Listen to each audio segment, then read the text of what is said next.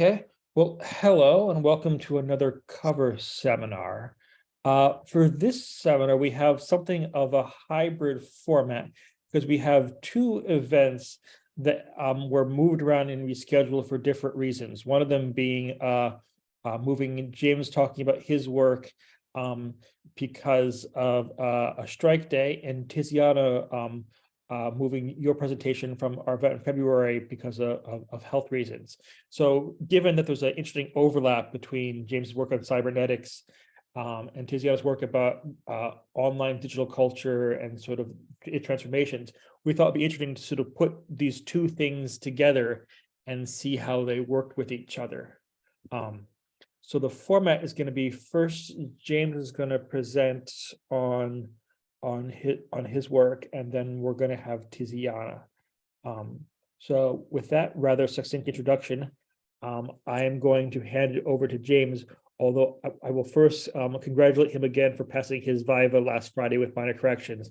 So everyone can get up your digital hands or whatever, or real hands, or anyways, I'm just going to hand it over to you, James, and you can go from there. Is that cool? Cool. Yeah. Hi. I will try and share my screen, which sometimes works. You see that? Yep. Yeah. Cool. Right. Thank you. Thanks all for coming. Thanks very much. So I wanted to talk about, my PhD research that I've been doing over the past 3 years. And there's quite a lot to cover. It was quite a sort of open, exploratory sort of project. So there are a lot of different strands and themes that came up that I tried to put together. So I'll try and spend as much time as possible talking about the two sort of major outcomes that came out of the research. But like I say, it was quite exploratory and open, so there's a lot of details which I won't have time to get into here. But broadly, the project was looking at the relationship between organizational cybernetics, particularly the work of Stafford Beer, but also other thinkers and models, and alternative organizational forms, looking at how organizational cybernetics relates to participatory forms of democratic organization, and just looking at that relationship and looking at how the former can be helpful in helping the latter organize more effectively, and what the sort of roadblocks and difficulties are in getting there. And I started from some of the sort of motivations or starting points of going to this research was that I was aware of quite a few really great pieces of research in this area, but there was a certain sort of sporadicness to them, in that different people doing that research were coming from different sort of political orientations, looking at different kinds of organizations. So it's quite sort of disjointed, with some differences in perspectives on how to approach those things. I wanted to think about how those different ideas could be brought together more. I also thought there was some ideas within democratic theory and conceptions of participatory democracy, which had been unconsidered or under elaborated in that space I wanted to explore. And there was also a sense that in some of the organizations where some of these ideas have been applied, there've been difficulty in sustaining some of those organizational models and structures over the longer term. So I want to investigate why that might be and how that might be ameliorated or overcome. So these were some of the sort of academic interests and ideas that I was working with going into this project. I won't talk about them in detail here, but you can see some of the names there and some of the sort of models there, and there was a lot of other stuff, but that gives a taste of it at least. Methodologically, it was a participatory study. I tried to talk to some of the participants about my findings and the themes that were emerging out of it and get feedback from them. And I also was involved in one of the organizations that I was looking at. So I was making a lot of notes about my experiences there and talking to the other people in the organization as I went. And it had an iterative dimension to it. I would write up sections, write up some of my ideas and then rework them over time and sort of return to the same themes and try and refine the ideas throughout the project, which is especially important because I was drawing on so many different types of data, which we'll talk about next. There was also a kind of transition during the project from looking at cybernetics, approaching it purely scientifically as a science, to looking at more as a discourse or form of language and way of speaking and communicating ideas. And that came partly out of my research and what I found was the most appropriate, what was more appropriate within democratic organizations. Because I found that, usually groups of democratic participants aren't talking purely in scientific terms. There's this much more like conversational, dialogic dimension to it. So I thought approaching cybernetics in that way would be more appropriate and would also leave more room open for it to be sort of less constrained and more adaptable to those kinds of contexts. Like I said, drew a lot of data, a lot of academic sources and interviews with experts and practitioners, looking at lots of online blogs and conversations, and a really interesting online workspace at one of the organizations, Premium Collective, who are a German cola company. The second half of what I'll talk about is mostly to do with them, and they're really interesting. And they make all their decisions for a consensus process on this. It's a completely remote, there's no offices, and they work completely remotely and make all their decisions through consensus on this quite sort of old-fashioned forum. So they're a really interesting organization to look into. And like I said, I also kept sort of work diary of my experience in these sort of things. There were several case studies, 3 sort of more major case studies and 2 minor ones, which more emerged out of the conversations I had with some people rather than talking to the people directly within the organization. So yeah, there were 5 organizations. I can talk more about them with questions if we have time. So out of this study, 2 major outcomes came out of it. The first I call low cybernetics, which is trying to think about how to communicate some of these ideas and models most effectively within a democratic context, so they make the most sense to those practitioners. And the second is spaces of dissent, which is more of an approach to sort of self-governance and self-organization that I observed, especially in the German cola company that I mentioned. So I'll try to give a sense of what both of those things are here. I won't be reading any of these quotes out, but I can send the slides to anyone who's interested and whatnot.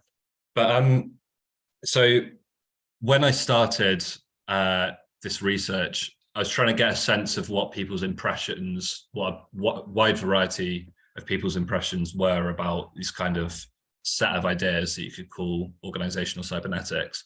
There's a lot of diversity in the kind of responses from people. I'll try and just go through these very quickly, but there's firstly a lot of kind of caricatures and simplifications of what cybernetics was. Sometimes running from, like the prefix cyber is usually attached to things to do with the internet and high tech stuff, and is quite far removed from what the actual area of so domain of thinking, cybernetics proper, comes from. And that leads to a lot of associations with technocracy, which I have some mixed feelings about. I think usually the critiques of technocracy are not very well founded, and often the things that they accuse cybernetics of aren't really found within the text. But I did also find that there was some tendencies for some of these ideas.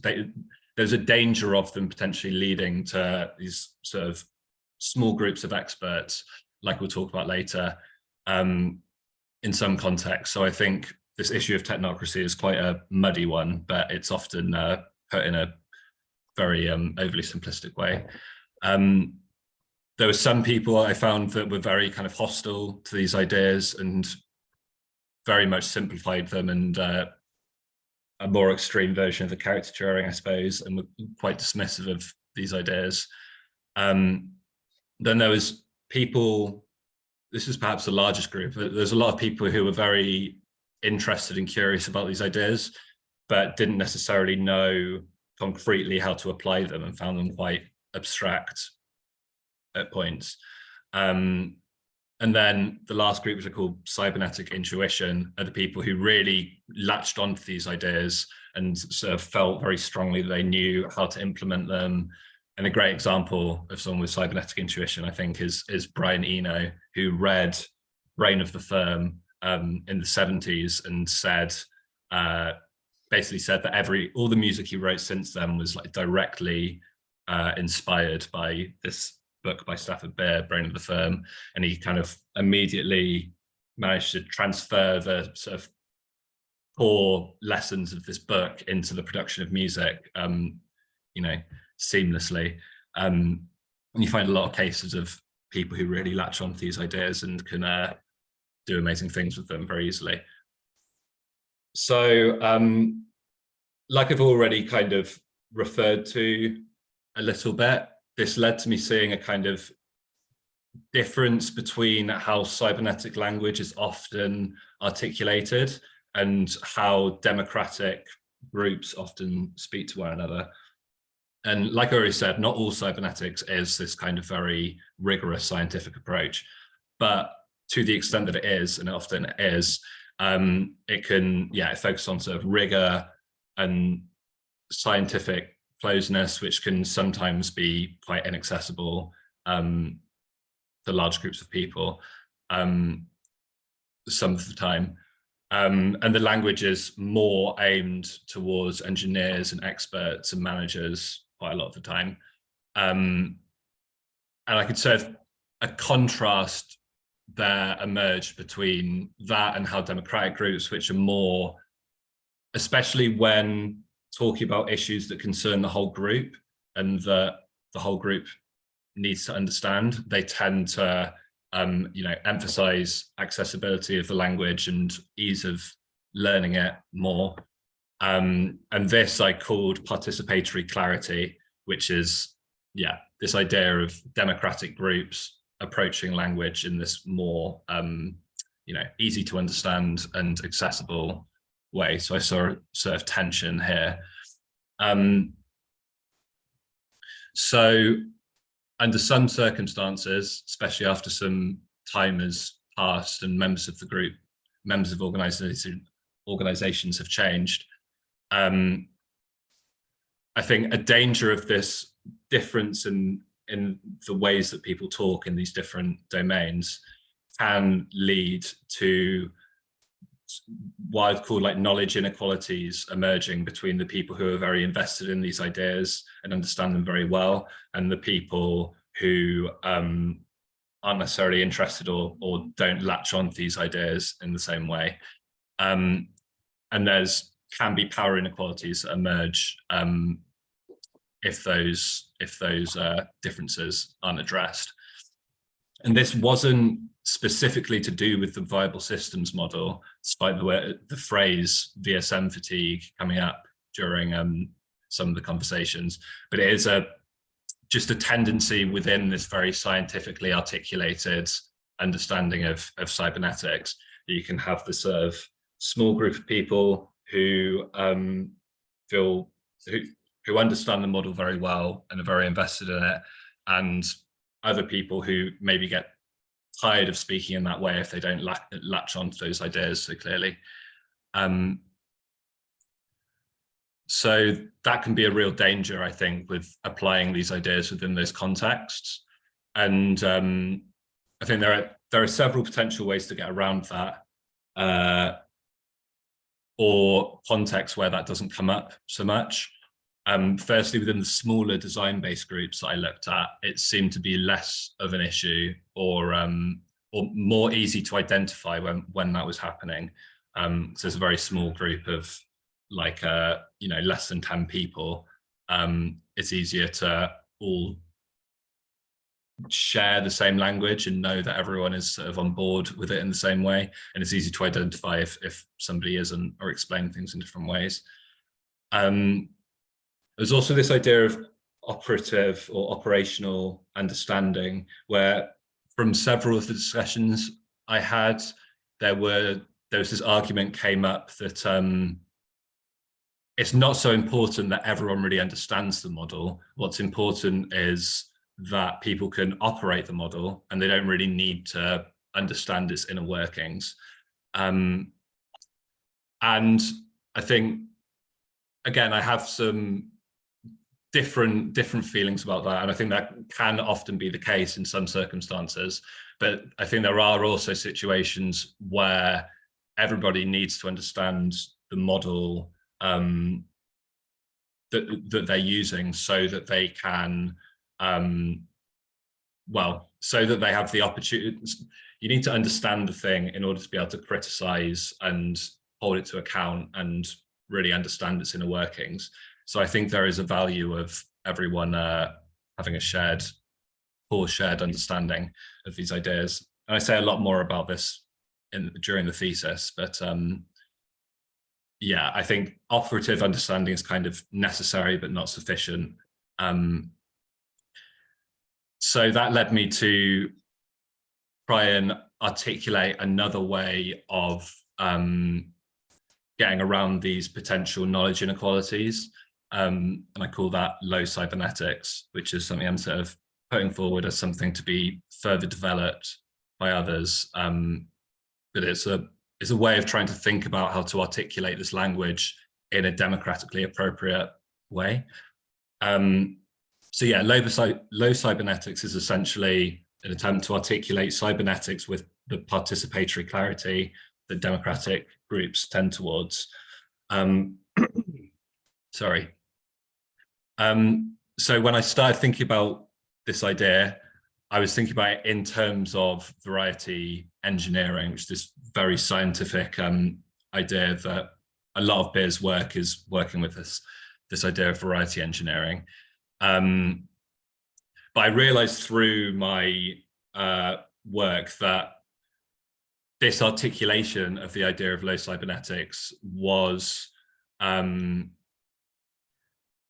it was kind of falling into the same trap that I was trying to get out of by explaining why, like, how to simplify these ideas and make them more accessible by doing that with quite an inaccessible scientific idea. So instead I moved to a sort of framing of these ideas in terms of heuristics, in terms of kind of basic rules of thumb, sort of simpler ways of articulating these ideas and trying not to rest so much on the variety engineering dimension of it. So the two dimensions of these reformulations of cybernetic ideas that I call low cybernetics is, on the one hand, trying to make those models easier to understand, potentially removing parts of the complexity of them until people get like a good basic understanding of them, or using more accessible, simple language or more relatable language, and kind of removing some of the variety implied in those models by doing that. And on the other hand, adding more information to those models, which is contextually specific to the organization at hand, making it more contextually relevant, essentially. And I looked at many different really interesting examples that came up through my investigation, some of them coming directly from John and Angela, and others coming from other sort of experiments that have been done in these organizations and different things. I don't have time to talk about them now, but a couple of the really interesting ones. So it's this jellyfish VSM, which was created by Davy Phillips. It's this circular version of the viable systems model, which is sort of geared towards democratic groups. I think this is a really good example of this heuristic way of representing and explaining these models to people.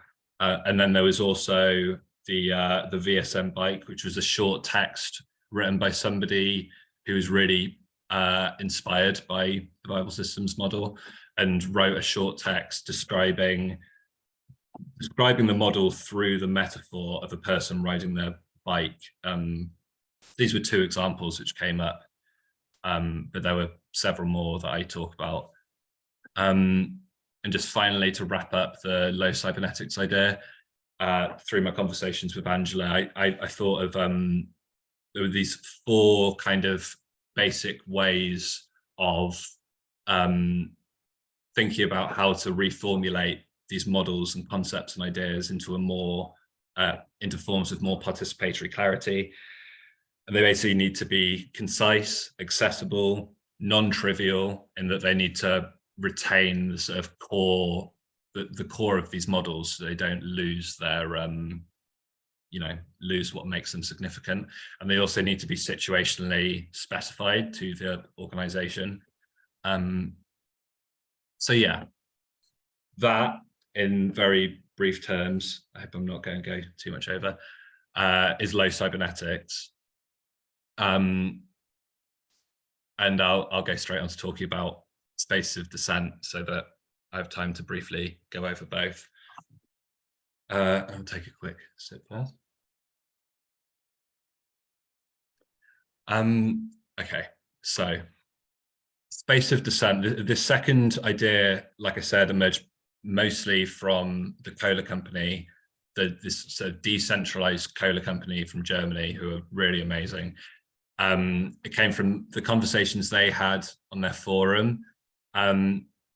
What's firstly important to say about that forum is that it's not just core members of the groups of paid workers, paid members who are part of this forum, but anyone in any way involved in the supply chain can join this forum. And there's three very minimal criteria for joining. And I only met two of those three criteria and I was allowed to join. So almost anyone is allowed to join, but there are a lot of customers and members of the supply chain, suppliers and different people who are all on this forum, and they use consensus decision making. Everyone can veto a decision if they think it goes against the collective. So yeah, they're a really radical, interesting organization. And I was looking at a lot of their conversations during the COVID pandemic, which was obviously affected them massively, being in the beverage industry, with all sort of events and venues shut down, and they were trying to adapt to this situation. And what I found, to cut a long story short, is that obviously a lot of agreements and decisions were made on this forum, but that actually took up a very small proportion of the work that they did there. And the majority of it was not moving towards the making of agreements, but was what I refer to, drawing on Rossier's work, was the expression of disagreement. There's a lot of deliberation over different interpretations of situations and the best responses to it and the language they were using and these sort of things. There was a lot of dissent and the questioning of perceived centers of power. And there were multiple different sort of perceived centers of power. And there was a lot of just the generation of ideas and a lot of sort of this blue sky thinking, putting out proposals and ideas of how they could respond to the situation. So yeah, disagreements, I thought, took up the majority of the discussions. So this led to me seeing that there were kind of two different things going on here. On the one hand, there were processes, or a process of decision making through the consensus process. There was also this space, this free space of the forum, where these sort of disagreements could be had, where people could express their express disagreements or come up with ideas, and it's very open space where people could essentially say anything. Like, anyone can start a forum post, and if there's interest in it, people are going to talk about it, and it doesn't need to be directed towards decision making. And I felt that this seemed to lead to a lot more kind of creativity and adaptive solutions coming out of the group. So this open space. I felt they were exemplary of both these things, but more novelly, the space of disagreement. So I also saw that I wanted to think about what allowed these spaces of disagreement to emerge and be sustained within the organization. And I found that more than having a very tightly organized organizational structure, there was much more of a focus on trust and the reinforcement of social bonds between the members of the group. And the forum, like I said, was quite outdated. It was quite chaotic sometimes. So there was certainly more of this focus on a really strong community and like interpersonal trust than there was on, like strong organizational coherence, if you like. So very briefly, the areas that I think that cybernetics could be helpful in thinking about the design and facilitation of these spaces of dissent. I think it could have a lot to say in the design of them, first and foremost, which is, I think, an area which has not been explored at all. In sort of designing spaces that are more able to facilitate this kind of creative disagreement interactions. And I think it could also help to think about the sort of governance and facilitation of these spaces. There is also a limitation to this. I think the limits to the helpfulness of cybernetics in the space of dissent comes just from the fact that, like I said, I think trust, this sort of interpersonal reinforcement of trust was really the primary thing holding these spaces together. And I think if you didn't have that, then no amount of sort of slick organizational design would really make up for that. So I think this sort of interpersonal trust needs to be understood as primary,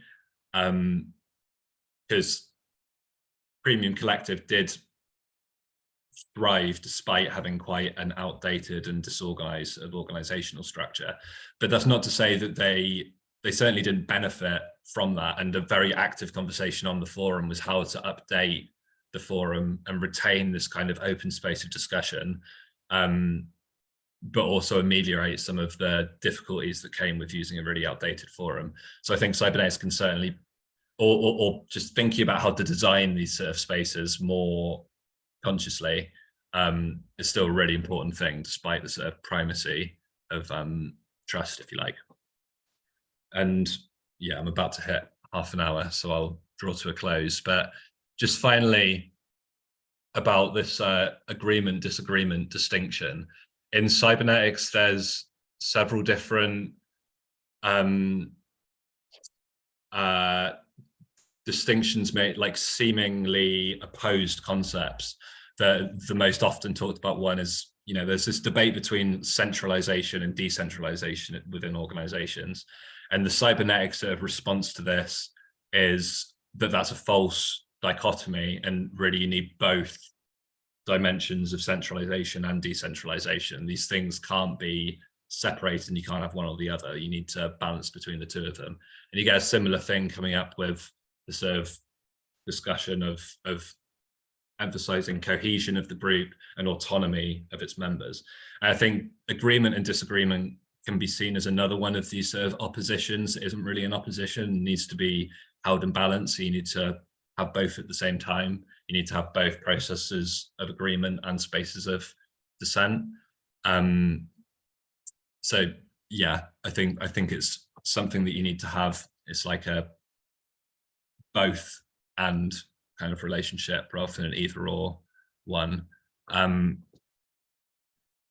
that will do. I think these two ideas are also related to one another. I talk about that in the thesis, but I can draw to a close now since I've had half an hour, and I can say a bit more about that when we have time for questions a bit later on. Thank you. Thank you for that, James. Do we have any immediate pressing questions before we go to Tiziana, or do you want to just go direct to her? No, don't think so. Okay, cool. Okay, well then we'll shift from James talking about his work over to Tiziana talking about her book, which she has thankfully put up on the screen. So I'll hand it over to you, Tiziana. Thanks. Yeah, thank you, Stephen. Thank you very much for this invitation. I'm sorry I could not join you last time during the conference, but it's good to be sharing the screen with James, and there are indeed resonances between his work on low cybernetics and some of the things I talk about in my book.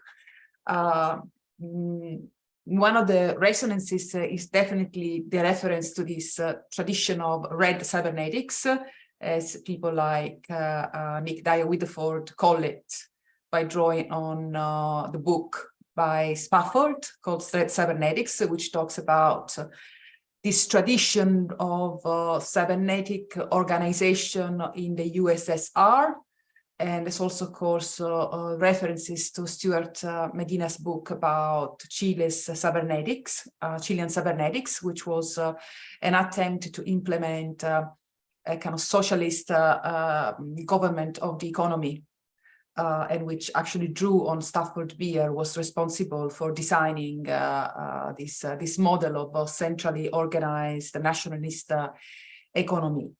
So this tradition of red cybernetics, which is indebted not so much to, I think that James' concept of low cybernetics is actually different from red cybernetics, because red cybernetics is very much about the period where the socialist calculation debate was raging, right? So it was about the critique of neoliberal intellectuals to socialism, according to whom the market was the best computer. So the market could self-organize. It was the perfect cybernetic machine because it self-organized without any need for controllers, just working through the embodied knowledges of market actors who could work with perfect information to achieve the equilibrium represented by market prices. So against this attack on the principle of the socialist government of the economy, which drew explicitly from this cybernetic idea of the market as a self-regulating mechanism, you had socialist governments trying to implement red cybernetics. So it was actually more about the economy, red cybernetics, than about democracy. It was more about whether you could actually run a national economy with a kind of efficiency that neoliberals attributed to the market by establishing a centralized structure where you could get feedback from different sides of production, and in that way implement a better form of planning. So in a way, the inheritors to traditional red cybernetics today is the Chinese government, really. I think they are practicing, they're still using the instrument of planning, and I think they actually have gone in that direction. So red cybernetics was actually also something that departed from the military cybernetics of Norbert Wiener, and who around the time suggested that to communicate is to command, really. There's not much difference between communicating with a human being, with a machine, in as much the kind of communication act that took place could be understood as a command. It's also interesting that James used the image of the planet Earth as a background, because I think there's been Catherine Hale's argument in a recent talk about cybernetics, where she argued that after the first wave cybernetics in the 1940s and 50s, where technology and machines were actually central models of what the cybernetic system was like, the whole cybernetic discourse shifted to natural and biological systems such as planet Earth, which became the model. So Hales is now arguing that we need to go beyond the exclusive biological understanding of cybernetics to understand contemporary machines, networked machines, and their specific modes of cognition. So I started reading about red cybernetics, and I think I did come across some examples of low cybernetics, such as James discusses, in the aftermath of the financial crisis of 2008, which is very much the starting point of my book, After the Internet. Most of the essays for the book were actually written in the kind of context, academics, politicized academic context. I'm thinking about even the network on topology, which was created around this time. I remember we had a meeting at the LSE in October 2008, in the middle of the financial crisis, where kind of topological cybernetic categories were used to discuss the economy and the crisis. But mostly it was really activist settings where the financial crisis of 2008 was interpreted as an opportunity to think about different economic models. And these economic models were thought about through the concept and category of the common and the commons. Actually, I think that the introduction of the notion of the commons in relation to technology, and so also the possibility of a cybernetic modes of regulation, were given already in the aftermath of the 2001 financial crisis, which particularly affected the dot-com stocks, so early internet business, and that's really the beginning of the book, right? It makes a connection between the financial crisis that affected specifically internet business and the one in 2008. So after that moment, you do find that from various quarters, including kind of intellectual environment, which shared many of the basic concepts about subjectivity and organization of mainstream economics, such as the Yale University. So you find people like Yochai Benkler who actually propose that you can have a kind of cybernetic or organization of the economy online, which he called peer-to-peer networked production.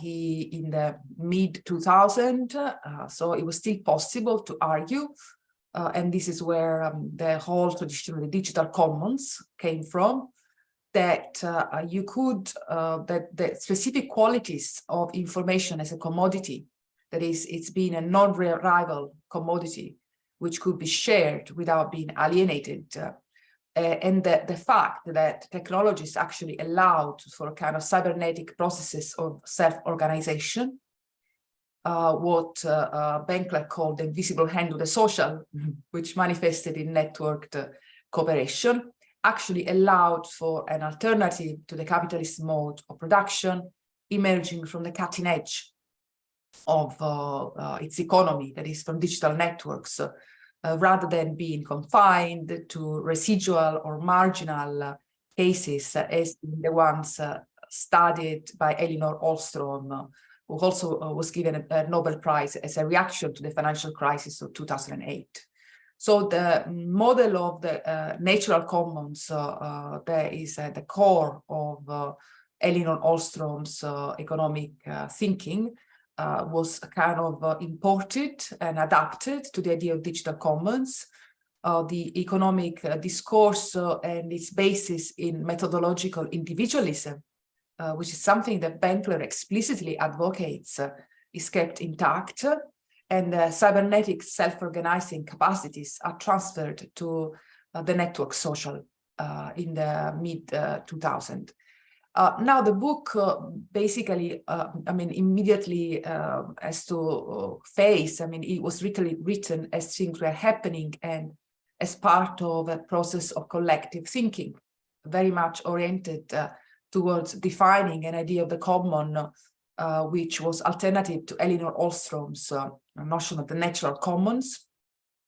So an idea of the common, which was based in the Marxian notion of the general intellect and social cooperation as the basis of value production in the economy, was being articulated.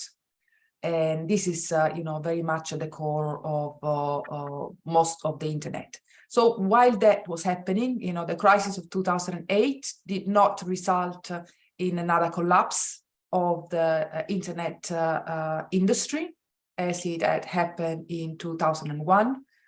But on the other hand, it was the sector of the economy that grew the most, that demonstrated itself capable of, until recently, or kind of holding back the threat of this worldwide recession. There was still a great recession, of course, which, as we know now, affected in different way different classes and ethnicity and races. But at the same time, the 2010s have seen, nothing else, really an expansion of a kind of mass cybernetic, or the one that is organized by platforms. And it's a development that the book's charts through a series of essays, which from the beginning underline how this reorganization of business models and economic thinking, which recuperates the notion of an economy based on scarcity, which had been temporarily held to be over by the abundance of information. So in the book, you do find there is this this kind of normalization of the internet happening in the 2010s, and normalization of the internet, which in the internet economy, which gravitates around the marginalization of information as abundant commodity, which becomes big data as a resource. So there is the transformation. And at the same time, you have the introduction of the idea of the attention economy around this time. So the attention becomes the new scarce resource. So even for people trying to implement low cybernetics, from now on, they have to deal with the fact that the subjectivities that are produced and we find now in all kinds of settings have been very much shaped by these new psychotechnologies, I think Bernard Stiegler called them. So people who have been going to alternative places are starting to see the shift. The dissensus. I was struck by James' description of the dissensus, the kind of effect of social media on our capacity to discuss and articulate dissent and to produce knowledge, to kind of produce alternative accounts of the world and connect them to living knowledges, which, all of that is something that the second wave cybernetics, the one based on closed system, and also the thinking that in political thinking emphasizes autonomy, because there's very much the emphasis on autonomy, right, in the tradition of the common, has to take into account, because that autonomy, I think, has been put in crisis by the pervasiveness of this mode of reshaping of the general intellect that you find in social media, especially such as formed during this age. So I think the question of the subject and subjectivity, which for people like Benkler could be reduced to methodological individualism, which he says it's a basic concept of human nature, the individual and her motivations to participate in social production have to be rethought in the light of the new technological architectures of subjectivity that you find in social media, and that I kind of look to, I think, correspond to a kind of neo-monadological Leibnizian Tardian. I know that Tony's here somewhere, model of subjectivity. So the people I was working with in Italy, the autonomist collectives, post-workerist collective, were mostly talking about developing this concept of the common. And the idea was to distinguish, so the common was very much different from socialist-read cybernetics, which were about central control of the economy. So national socialist government showing that they could manage an economy better than the free market. Then you have the digital commons, which were thought of in analogy to the natural commons, based on this idea of information as a non-rival resource, and which have led to the tragedy of the digital commons, which has been the reappropriation basically by corporate capital or control of content produced by social cooperation. I think that the Syrian archive, the case of Syria, and the digital commons produced around the Syrian protest and revolution, mostly and protest against the government, mostly uploaded on YouTube, following a period of great investments by the Digital Commons Foundation in the Middle East and the Arab world, and the fact that they were unilaterally taken down by YouTube, Google, with the risk of the whole memory of that period being lost. But for some people who downloaded it, just by chance or by interest, and then they recirculated, they were very clear, the digital commons had become part of digital capitalism at this point. So apart from that, the question was how to think about the common as a political rationality.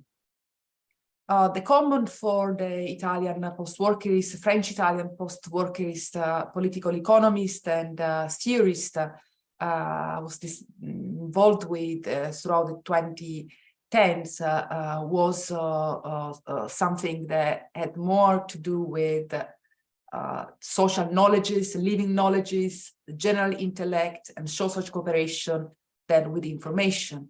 So it was based in this idea that as the technological power of capitalism grow, so the potential for autonomy of labor grows. So you become more capable of self-organizing.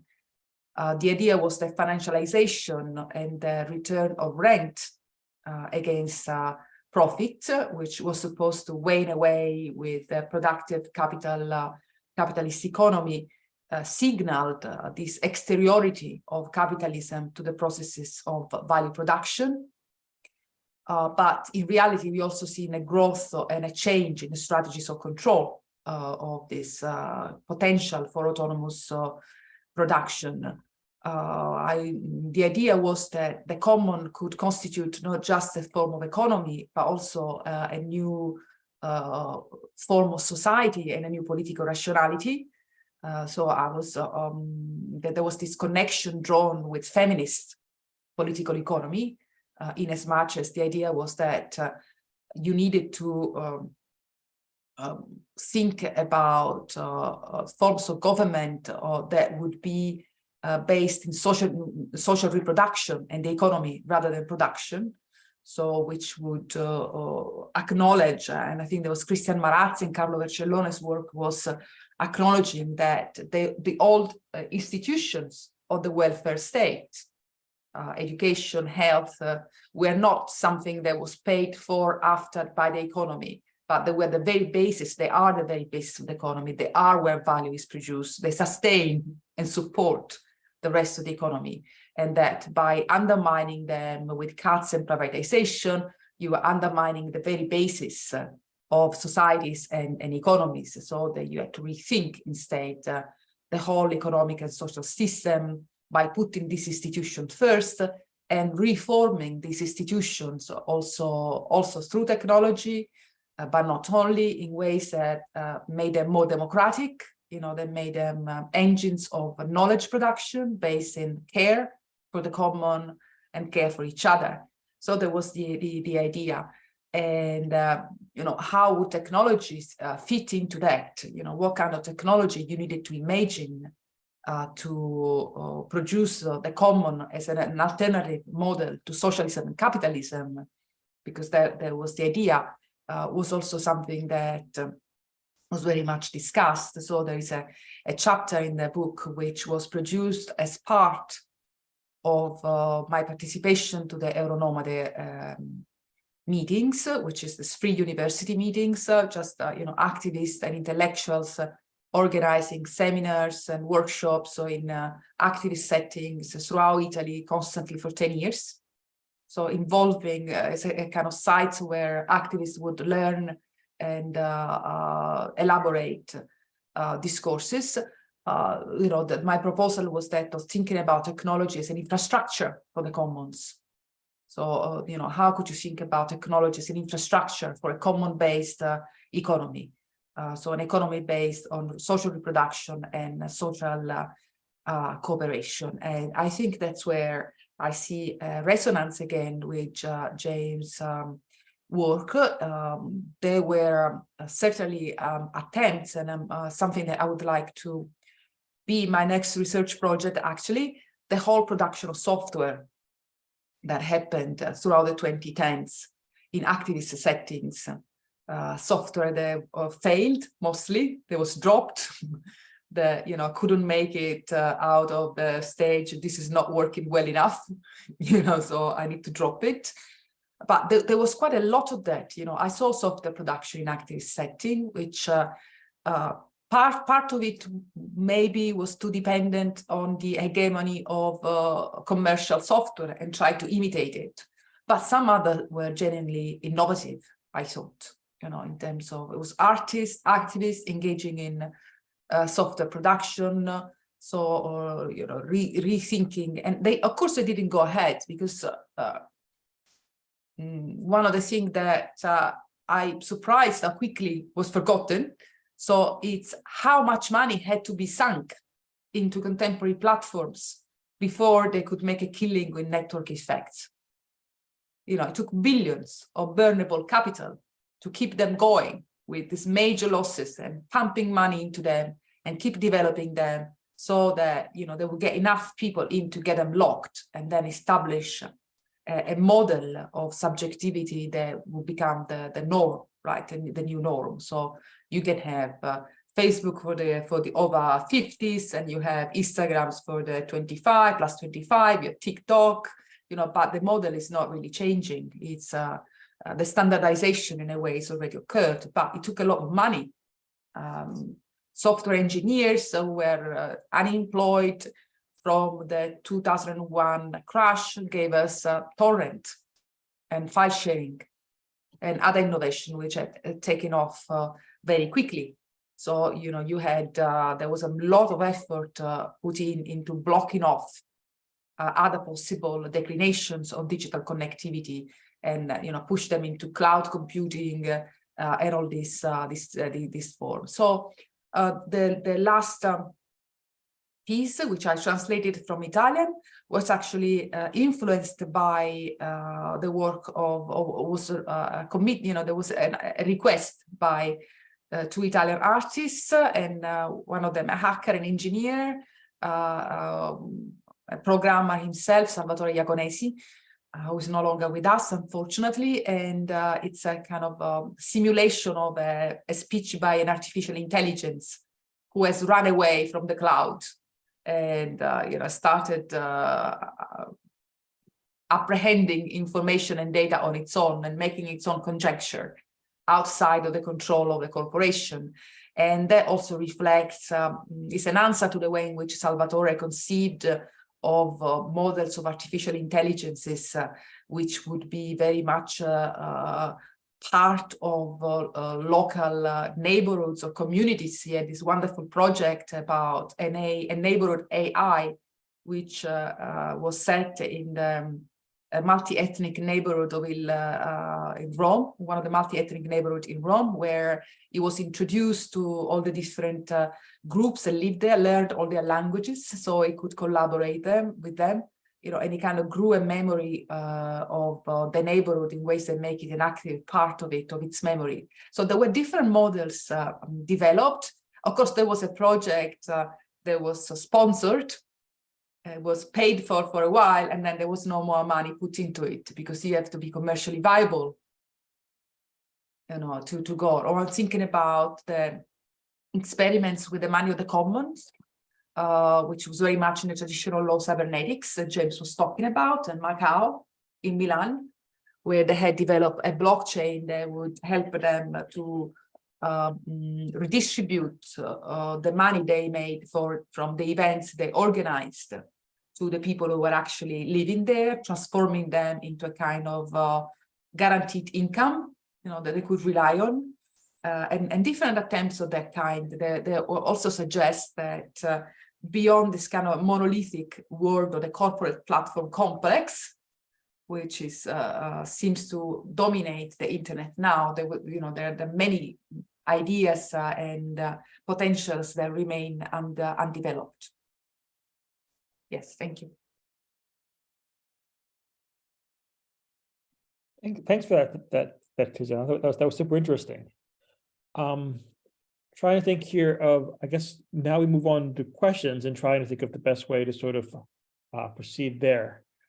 Maybe I'll start by saying, it's bringing together the two presentations. I would say that a lot of what James is looking at, you might call the sort of more micro politics of interactions in digital culture in a particular workplace or a particular organization, right?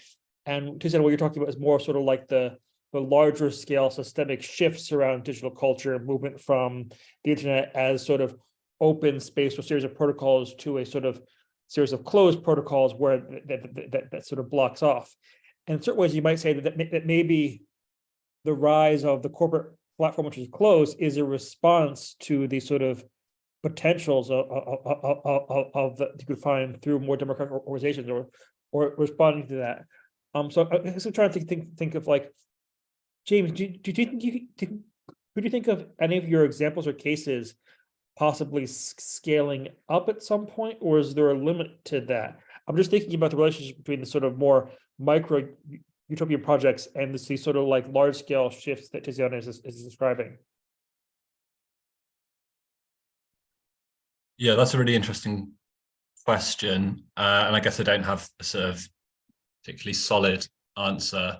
I think in terms of the low cybernetics thing, like you say, it definitely operates at that kind of micro organizational level. It's about people or relatively small groups understanding those ideas. But I suppose the more experiments and expressions of low cybernetics there are, the more likely it is like larger groups could become more familiar with those ideas, and it could scale up in that sense.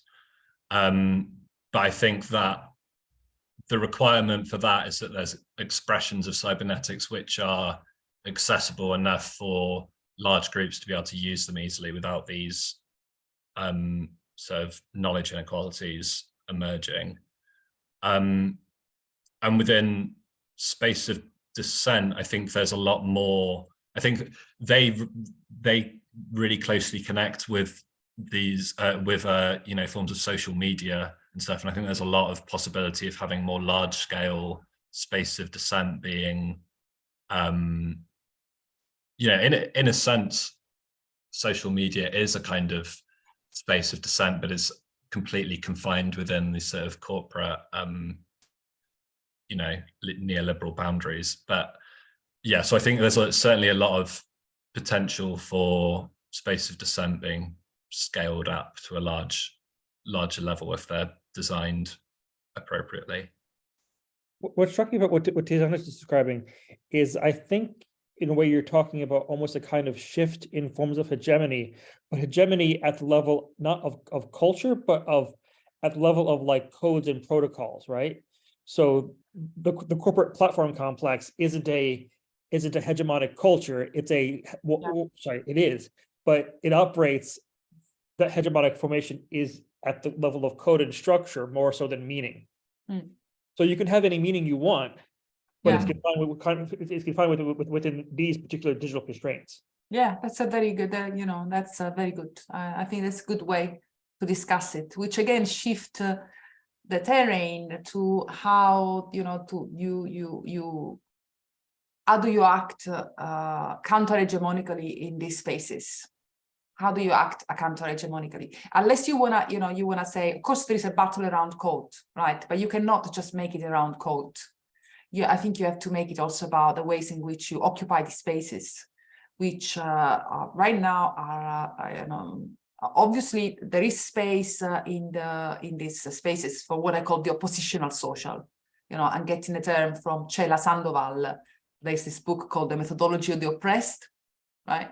Where she talks about oppositional social, which is what today we talk in terms of intersectional, right? So it's about race, gender, class.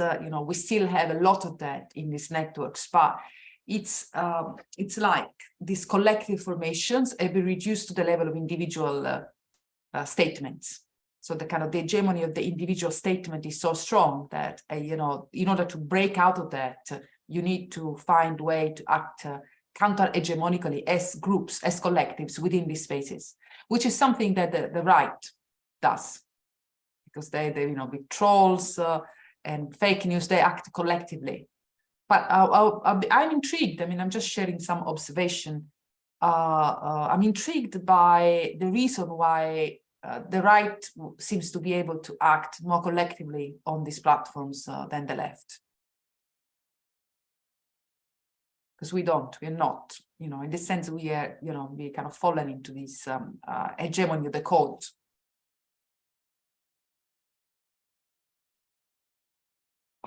I'm not necessarily totally convinced there is a kind of unity in right-wing responses to things. I think it's easier to see that because we're kind of outside it. So for instance, while I could appreciate there being 16 different subgenres of Trotskyism, in my mind, there was one far right. And so there are, I've started to actually, unfortunately, understand parts of this because my mom sort of remarried into a very right-wing household. So now I'm gaining more a nuanced understanding of this that I wish I would ever have. But maybe there is something there, but I'm not necessarily sure about that. I'm just saying because maybe I will drop the polemic because it's kind of pointless. But I'm saying there is a necessity to rethink about how you act and produce discourse in these spaces which are dominated by individualism, basically, where individualism is kind of strongly coded into social media ways of expression. And then, all individual, everything becomes reduced to opinion, and then it's dissipated in the noise of the platform, in the attention economy. And then I think it's a problem. That makes sense, yeah. Ian? Thanks for the presentations. I really enjoyed them, and I was lucky enough to be taught a few lectures by Stafford Beer when I was an undergrad at Hull University, and when I was a PhD, a lot of people doing something called critical systems thinking, and Beer's viable cybernetics was often critiqued by the more activist people in the academic community because the focus on information very much sort of assumed away lots of problems, which of course you're addressing. But the question I have is, to what extent do you think communication is the solution, and to what extent do you think it's actually the problem in a sense? So Gilles Deleuze, of course, takes a very different approach to these kinds of things, where he says that we have too much communication. We need to create vacuoles. We need to cut ourselves off in order to think, in order to act. And this great book, I know that your brilliant book on After the Internet refers to Crary's work, but he starts his recent book, "If there is to be a livable and shared future on our planet, it will be a future offline, uncoupled from the world-destroying systems and operations of 24/7 capitalism. And there's sort of an assumption that somehow we kind of reappropriate it, but do we have to build alternative systems? I mean, the Zapatista is obviously a classic example where people tend to focus on the online stuff, but actually the reality is 99.9% of it happened offline. So James, for me. It's a question for James or for myself? For both? Both. I think it applies hopefully to both. I'm very interested in two things. I mean, the part what I quote from Crane is his work on the history of the relationship between capitalism and attention. So this idea in suspensions of perception, which he introduces, and which is clearly demonstrated throughout the book, that capitalism has been based on the revolutionizing of the modes of perception from the beginning. So first it disrupts classical modes of perception, then it complains there is a crisis. Right, so there is this kind of cycle which he shows. On the other hand, there was a movement to disconnect. I don't know, maybe we're going to be forced to it by major disaster. And then the whole connectivity is going to be like COVID for digital networks. The whole connective infrastructure is going to come down, and then we'll be forced to be offline. But I don't think that's going to be the solution, or it's going to be something that's going to be valuable. There's going to be a massive drop off. So instead, the question becomes how to balance the relationship between the offline and the online in such a way that you can the two worlds can actually work together better than they do now, because I don't think they are working better. And so, for example, I had this idea of really working on that instead of having like individuals connecting through Zoom, you could have groups. So it could be groups in Naples and a group at Essex in the same room, kind of connecting, and the communication could be group to group. It could be a different model, but that just to try something else. But also the other question is how you make technologies which are not extractivist. How do you make technologies which are not extractivist? Which means planned obsolescence. So your mobile phones are going to go very quickly through the cycle of production and waste, all in different countries with different victims. How do you make technologies last? How do you diminish the energy cycle? So I would go more in that direction, addressing the ways in which we have been treating technologies as technical beings, which is quite badly actually as well. That there is this proposition by Stigler with Simondon that we think about technologies as a kind of being and not just as a slave. We are the master, that is a slave, he commands us, this racialized language, or our servants, and we start to think about them ecologically as another kind of being, right, that exists alongside with us. We should have an ecological approach to it, have a better coexistence, treat them better. Do not subject them to this cycle of use, which is devastating for them, for us, for the environment. So I would be more inclined to think along those lines than just let's disconnect and let's go back to an unconnected world.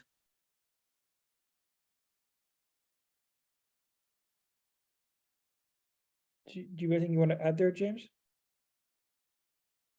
Not much. I suppose it's a really interesting question. I think because my work, like Stephen said, was more looking at this sort of micro, small context and within like democratic organizations. I think within that context, communication is pretty important. But within other domains at the more macro level, it might be different. But I suppose my response to the dangers that come with this sort of over communication is to try and open up more of a space for dissent and disagreement within those spaces, to like draw existing norms and power structures into question more, rather than sort of separate oneself from those. But yeah, they're different contexts. So yeah. Genevieve? Yeah, super. Thank you very much. Really interesting presentations on both sides. I'm going to ask a kind of a stupid question and topical. So obviously concerned about OpenAI and the developments that are happening at the moment. And I guess like the obvious knee-jerk reaction would be that these technologies are being developed within the capitalist hegemony, so they're likely to be shaped in those forms. And I wonder, do either of you have any optimism about what might be coming? So thinking about maybe there would be some sort of radical discontinuity in terms of relations of power. I was thinking particularly in James's presentation, talking about the problems of knowledge inequalities, and maybe here we'd have undermining of knowledge inequalities because we're all similarly ignorant in relation to what's going on in the black box. So I wondered if either or both of you want to speak to that.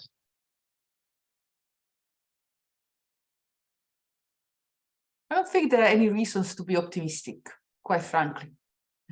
I think things are going pretty badly. They're bound to get worse. I think it's more a question of saying, you know, we really need to rethink what we've been doing and get our act together. And, you know, maybe it's not, I was very impressed by the definition of right. I think it was Steven himself who gave it to me. Left-wing accelerationism. Was it you, Steven, who used that? I always attribute it to you. Left-wing acceleration is a maximum result with maximum effort, right? So I don't think about trying harder. No, we have to think about sustainability of our energies as well, because we are obviously under a lot of pressure by increased productivity and demands for productivity. But there's no point in trying to be optimistic. I mean, it's not a question of being resigned or saying, you know, like my friend Bifo says, who says, you know, you just have to kind of accept that things are gonna get worse and worse, but really refocus. I think refocusing is very important because, you know, things are going from bad to worse everywhere. And at the same time, there's conflict. I think that's quite clear that the conflict is there, it exists, it continues happening. There's possibly been that's Nick Dyer-Widderford discovery, you know, that the incident of riots and protests has grown exponentially as well. But they're like, there's at the moment, they do not manage to bring about substantial change, even that intensification. So we need to kind of really think why is that and what could be done. I'm not going to go for optimism per se, but I want to go back to a second for the moment when James was talking about Brian Eno being influenced by Stafford Beer, which I totally did not know. And I quite like the idea of musicians and artists having this indirect influence or very direct influence of organizational ideas and then informing what they do. There's one thing that reminds me of, it's not in the early, you know, was it 2001 when the Argentinian economy fell apart, and then there came seemingly out of nowhere a bunch of recovered sort of worker-owned factories. And I remember asking some people who lived there, like, so how did that happen? How did you all just decide to, like, oh yeah, worker-owned factories? And what I was told was, well, for years there was these annoying Trotskyists who would constantly bang on about worker self-management, and we generally ignored them. But then when a moment of crisis occurred, then we had these ideas that had been circulating around for years and years that we then put into effect. Now, I'm not saying that if you listen to enough Brian Eno, you will magically internalize cybernetics and thus be able to be prepared for the moment where, like, you know, Twitter falls apart and we communize it. But I think it could be interesting to look at sort of those kinds of traveling of metaphors and images from cybernetics, which then sort of develop a understanding of collective process, which then might become useful at some point if there is a more crisis moment. Did anyone respond to that, or should we just go to John?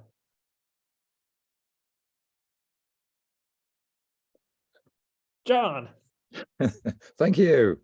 I have a number of observations. To begin with, James obviously looked at the very small in cooperatives and organizations, but the whole basis of the viable system model as a recursive organization means that the understanding which you've gained at that level is applicable right the way through the system. Excuse me, I need a drink of water. So don't underestimate what you've learned at the micro level, because it's applicable everywhere. Tiziana, you said something very interesting about red cybernetics, and again, there's an observation that the viable system model is fundamentally not a centralized organization. The whole basis of the variety engineering, which James talked about, is that you have to decentralize as much as you possibly can and maximize autonomy at all levels, so that each recursive element within a system can deal with the variety it has to deal with. And that's so fundamental. And it was interesting that read cybernetics, I immediately thought, this is completely incompatible with everything Stafford ever said. But at the same time, when I read Eleanor Ostrom's principles, they were 100% viable systems. And it could have come straight out of a cybernetics book. And it's very interesting that over thousands of years, people have developed these ways of organizing, which is entirely compatible with what Stafford was saying about cybernetics. So I thought that was very interesting. I think the other point I'd like to make is that right the way through all these discussions, there are certain unchallenged assumptions which are very deeply embedded in our minds. And one is that we should obey orders. And there's a wonderful book that's just come out by David Graeber, who I'm sure you all know, called The Dawn of Everything, where he establishes quite clearly that in lots of very stable early societies, one of the fundamental human rights was the right to disobey orders. And I really think we do need to recover that in the way that we think about the way things work. And finally, the question about information. If you design a system where people don't do what they're told because of authority structures, then you need a whole different approach to information. And rather than management information systems, you need worker information systems, of which there is quite a lot of work that's been done, so that people can gather the information they need in order to respond accordingly to changes in the environment. And I think there's a lot of work that needs to be done on completely rethinking the way organizations work. And I think that's coming. And I was delighted when last week I was given reference to Massimo De Angelis's work on the commons, which finishes up with a description of the viable system model, which I was knocked out. I thought it was just extraordinary. So I hope those are some relevance to you.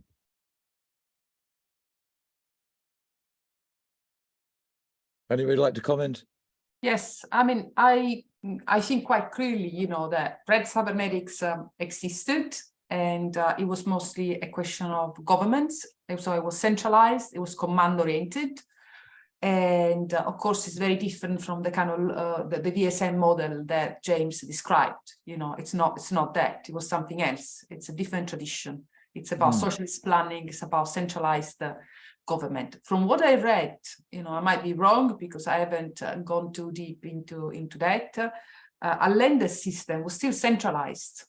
So I think it required that information from different branches of the economy would go into the kind of central government in that room, and they would have a view of the economy as a whole, which would allow them to give better information and direction to the economy as a whole. So maybe, you know, there was an emphasis then on autonomy as well, which I missed, possibly. So I'm open to that idea. But even the room, like, to me, suggested a democratic but still centralized model. And then the question about, yeah. Can I comment on that?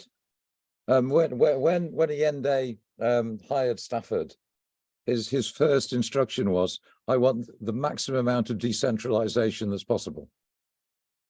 Was it implemented like that in the It cyberspace project? Now, the reason that so much information was centralized in Santiago was that when Stafford began the information processing, there were 2 computers in the whole of Chile, an IBM and an old Burroughs computer. And so what happened was all the information from all the factories in the economy was sent to the center, but then immediately the information was sent back to the factories. Yes. So not in an order kind of way. That's interesting. Yeah, there was not the image. I didn't think it was bad. I just thought that it was a necessity of the national economy. Yeah, that's right. I mean, there was a lot of misunderstanding about the work in Chile, and there's a very famous picture of Stafford with his arms and legs sitting on the Chilean map, saying Chile controlled by computer, which completely missed the point.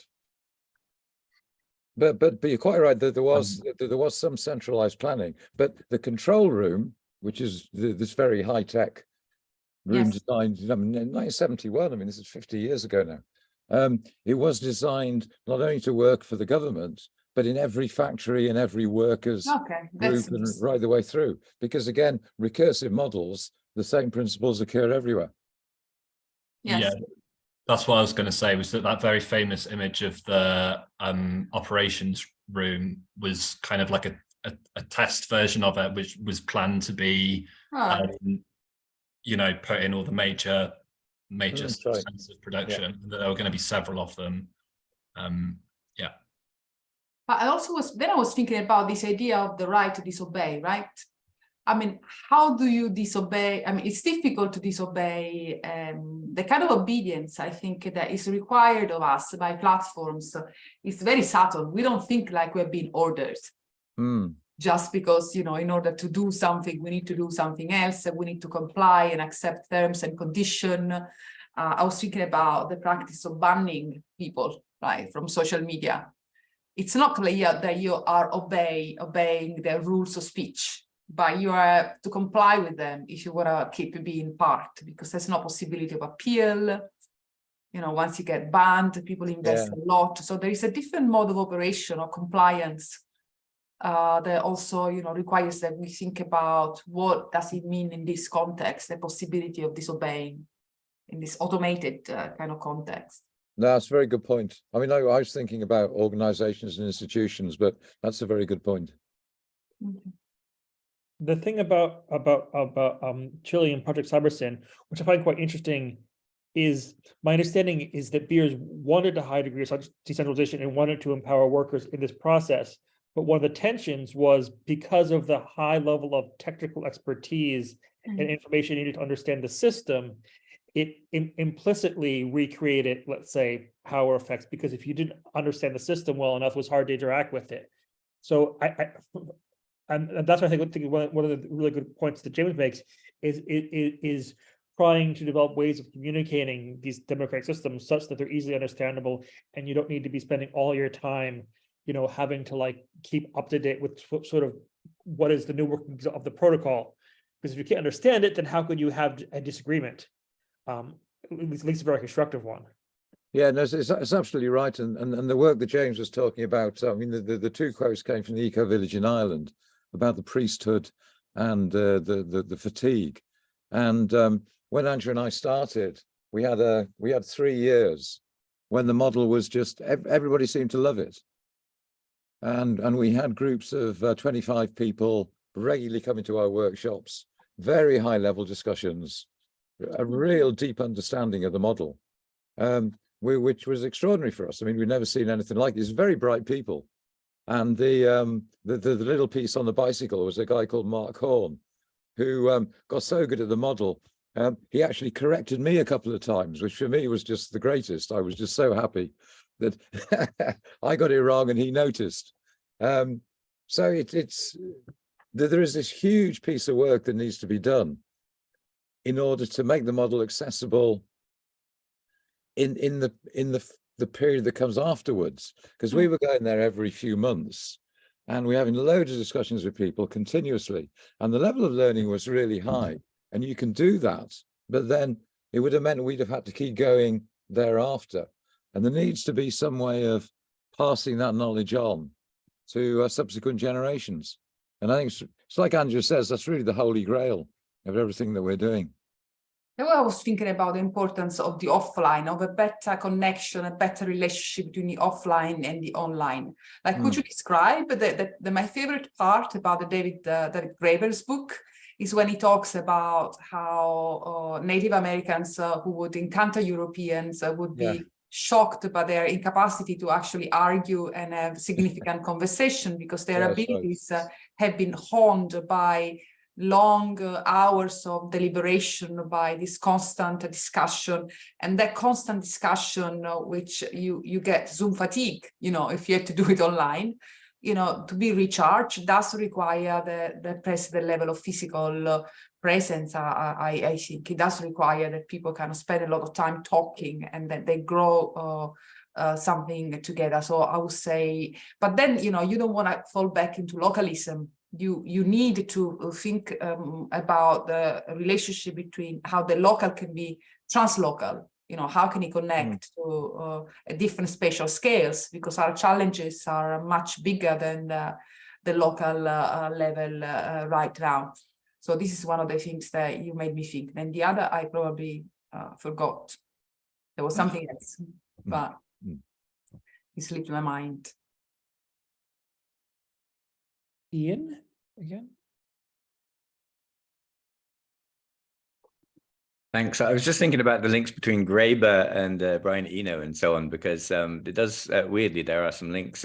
Eno did the music for the new movie Ithaca about the campaign to free Julian Assange, and he does quite a bit of work behind the scenes with whistleblowers, as did David Graeber with the WikiLeaks and Assange and so on. And I was just wondering, when talking about the creation of these alternative information systems for workers or for environmentalists and activists, as did, of course, the case of Allende and Stafford Beer, when it becomes interpreted as a weapon, as a form of attack, or as I think Mike Pompeo called WikiLeaks a non-state hostile intelligence agency. Yeah, that's right. When does the tool become an attack, perceived as an attack by the hegemon, and what do we do about it? How do we build that into the fabric of these alternatives? Well, the answer, of course, is when it becomes a threat. And then how you deal with that, I mean, is I think something we're all working on all the time.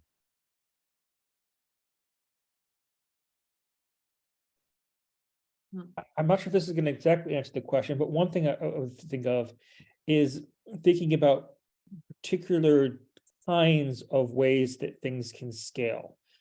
So for instance, a project I've been working on is with a musicians cooperative in Chicago called Catalytic Sound. And they've developed their own model of working together, about 30 musicians, and running their own streaming platform. Now, their particular idea of how they want to scale up as a musical cooperative isn't by adding more and more members to their cooperative, because they've argued that there's a particular limit to how they can function effectively as a cooperative of mainly free jazz experimental musicians. But what they want to do is develop a sort of model of how they work, so it's that musicians working in other genres and other places can adopt that. Now, I think it kind of sidesteps the threat question, in that you aren't trying to, let's say, replace Spotify. You aren't trying to say immediately attack the music industry. You're providing a set of protocols and structures and ideas of ways to work together that can be adopted and used elsewhere, rather than everyone joining one centralized node of, here is our thing that's going to replace the thing that came before it. This is very much, I think, the approach that Premium Collective have taken with their organizational model. They've got this, they call it an operating system, which is funny, it's kind of a technological term, even though they're, very low tech in a lot of ways. But that's like a set of about 50 policies, essentially, like what they call modules. And one of their projects is to kind of get other organizations to take on this operating system and to adapt it and change it as they see fit. And there's around 3 other organizations who were using different versions of this model and taking some of the modules and adding some of their own that are relevant to their own context. I think developing this kind of pattern, an alternative pattern of organization that can then be sort of spread and taken on and adapted by other groups is a really interesting and promising approach to that. I think for me the key to this is how you grow and move to scale, as Stephen was saying. And I think one of the most interesting examples is the cooperatives around Bologna in northern Italy, the Emilia-Romagna cooperatives, they're all small family-based cooperatives that work very effectively individually, but they federate regularly. And one cooperative will go out and get a very large contract, and then they'll form a consortium of another half a dozen small local cooperatives that they worked with before, and they'll form these large conglomerates which then take on huge contracts, do really interesting work. And as a model, it's quite extraordinary, because they federate and then they dissolve and they federate again in a different combination. So it's very, very flexible. And this is the second wealthiest area of Italy and the most equal. There's less inequality up there than anywhere else. So as a model, it's well worth a look. I think it's an extraordinary way of moving to scale and taking on very, very large jobs and projects without losing the local autonomy and all the things that go along with that.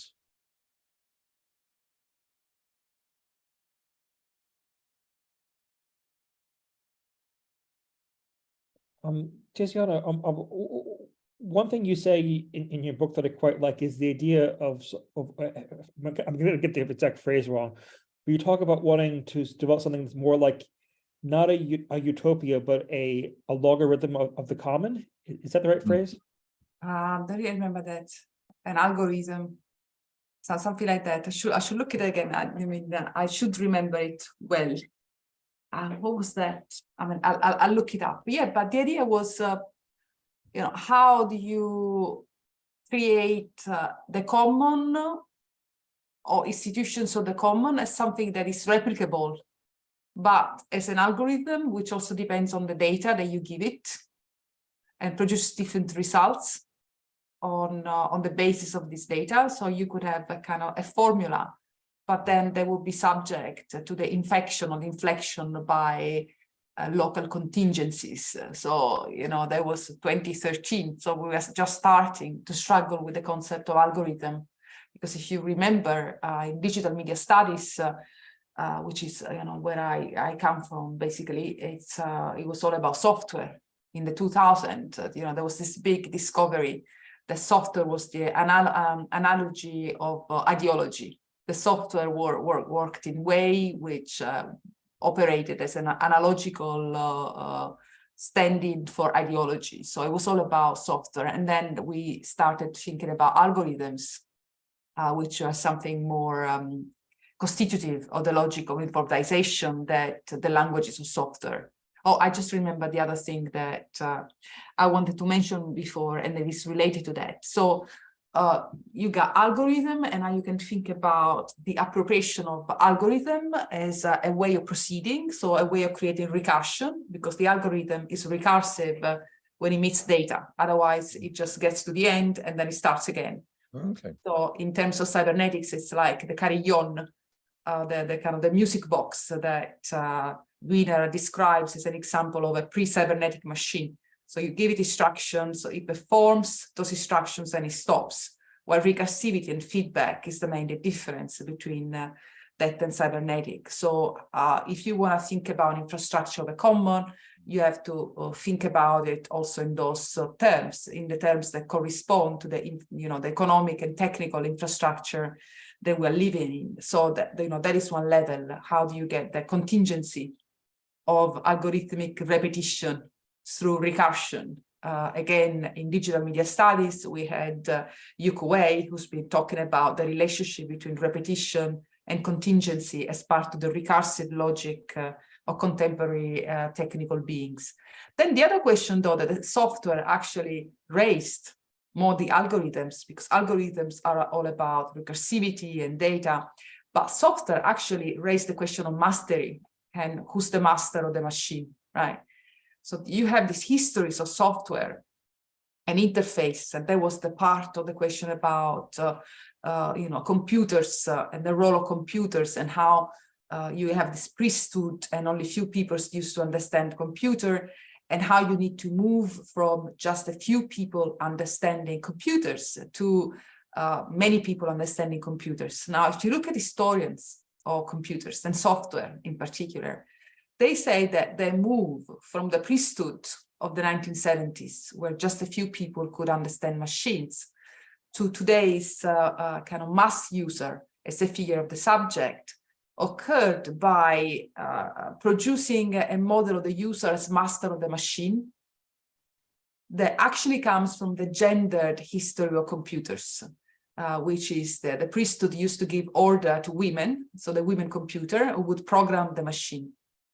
And the design of today's easy-to-use interfaces, graphical user interfaces, is all geared towards producing in the user the sense of mastery and say, oh, I can make things happen just with a very, with much ease, like I can just wipe my finger and then somebody moves in China and starts packing the product I need, and that moves very quickly, and then I get it, and I don't know, how that happened. And that is software.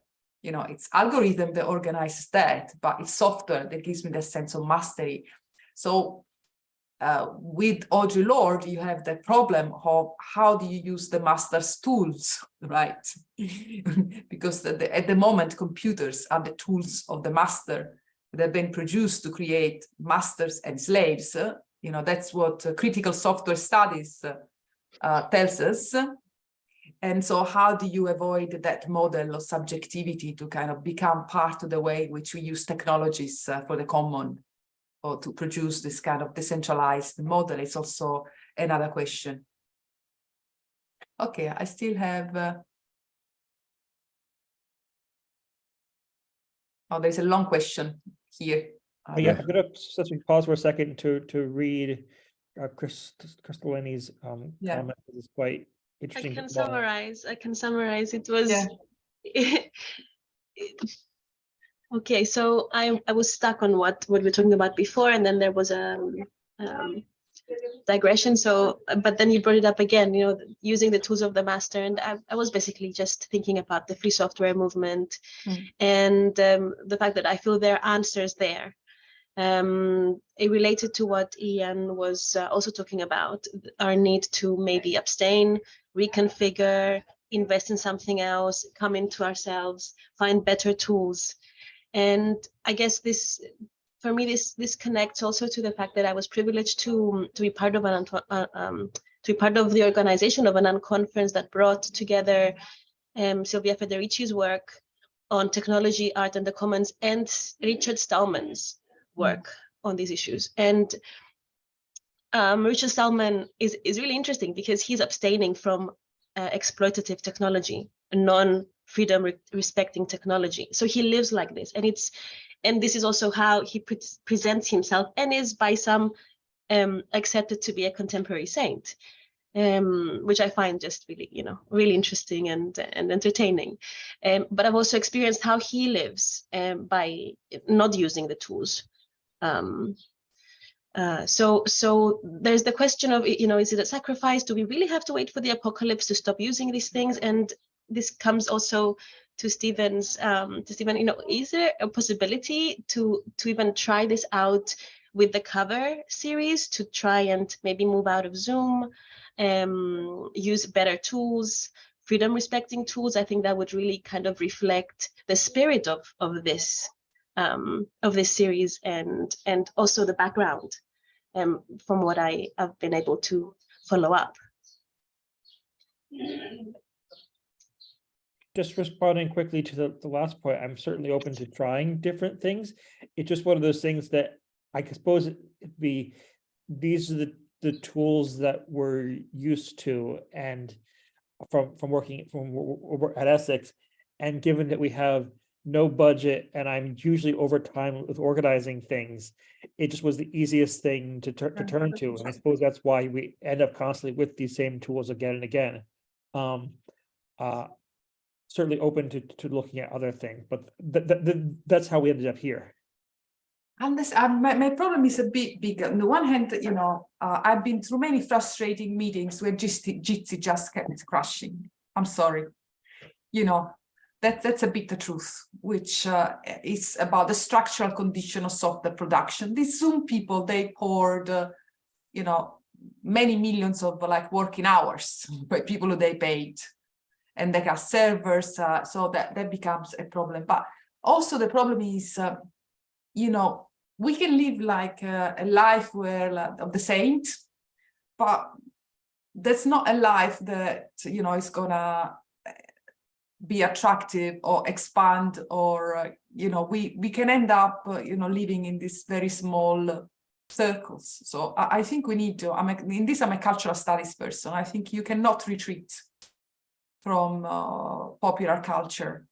So that's why my question would be, how do we make something like Jitsi or this other type of software, you know, how do we invest in it? You know, we catalyze some kind of investment of whatever kind to make them something that you can really, you know, that can really be used by millions. Because if they can only be used by few people, you know, we might feel good, but it's just a few of us.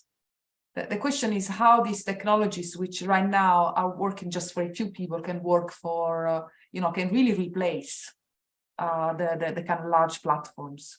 Yes. So the answer I found to that is that we convince institutions, or you know, the ones we work with, our universities and our work, you know, to use them, to invest in them, to pay for them. Because when we talk about free software, we're not talking about free, right? We're talking about freedom respecting, not necessarily unpaid. So this is how we do it. We stick with them. We refuse to use the exploitative ones, and we just persist. So that's the answer I found, and I like it. You know, it makes me feel good, and I really think that Jitsi has gotten much better. That's my experience. And there are alternatives. There's Big Blue Button, but I haven't used that much. I don't know. Okay. Yeah. Would that be a good thing? I've used Big Blue Button and it was awful. It was just the same as Jitsi, but I think you're right. I think we need to persist and work on it. And because if everybody just says, well, that's rubbish and stops using it, then it's never going to develop. So I think you've got to stick with it. Okay. We'll give it another try. Yeah.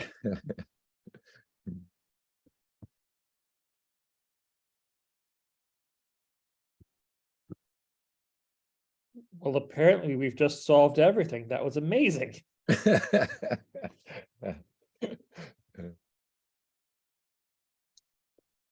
Okay, well, if there's nothing else, then I am now tasked with a number of things I have to look up and look into.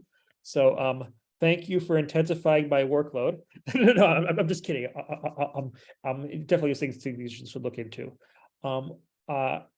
I will then just if there's nothing else, thank you both, James and Tiziana. That was super interesting. Yeah, thanks everyone. Thank you, Stephen, again, and thank you to everybody. Thank you to James for sharing his research, and everybody for contributing with challenging questions, as should be. Yeah, thank you, everybody. Thanks for coming. Thanks, Stephen, especially.